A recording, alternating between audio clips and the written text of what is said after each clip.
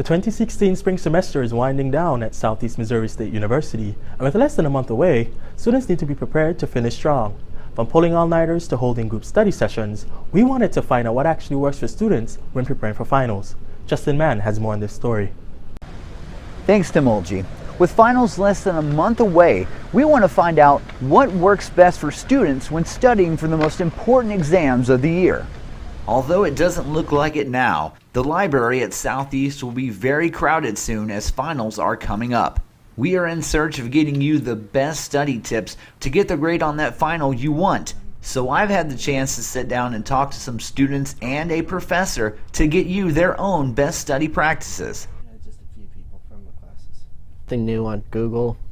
Try and keep yourself invested in whatever you're studying, because nothing sucks worse than studying something you don't care about. Biggest thing for me is actually working in a vision center.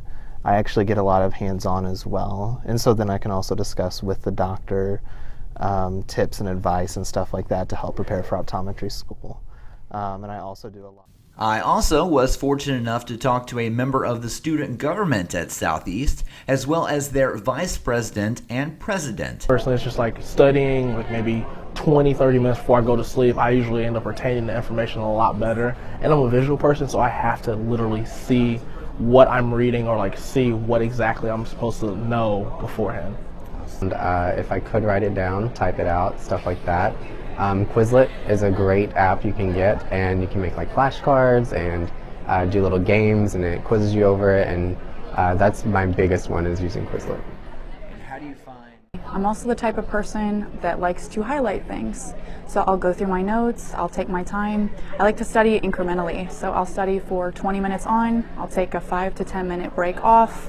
I'll leave my room actually, go talk to somebody, go do something, maybe fill up my water bottle, come back, and then do the same thing so I don't feel overstressed or overbooked. Since sleep is very critical, especially during finals week, I asked Mowgli what her sleep habits were during that time. This is how she responded. Normally during finals week, I try my best to get in bed by 11. Dr. Nick Wilkins, a psychology professor at Southeast, gave his expert advice on the subject.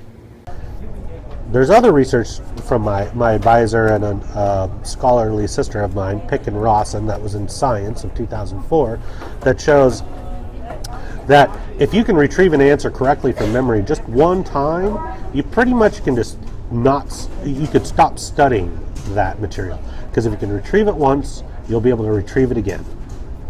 And so you could make a strategy of studying where you study the material, you test yourself, the things you get right, don't worry about it. You should be confident that if you got them right the first time, you don't need to study them anymore. The things you got wrong, that's what you should focus on, restudy, and then test yourself again on those. If you get them right, throw them in the I'm gonna do good bin, and then continue on like that. That's the most effective, at least effortless way of studying and learning material. Yeah. Wilkins also says that it's better to study in increments as opposed to cramming because you will learn and retain more. Justin Mann reporting. While none of these methods are certain, students and professors can agree that if you practice them, you more than likely end up with the grade you want. I'm Temulji Hughes for the Hour News.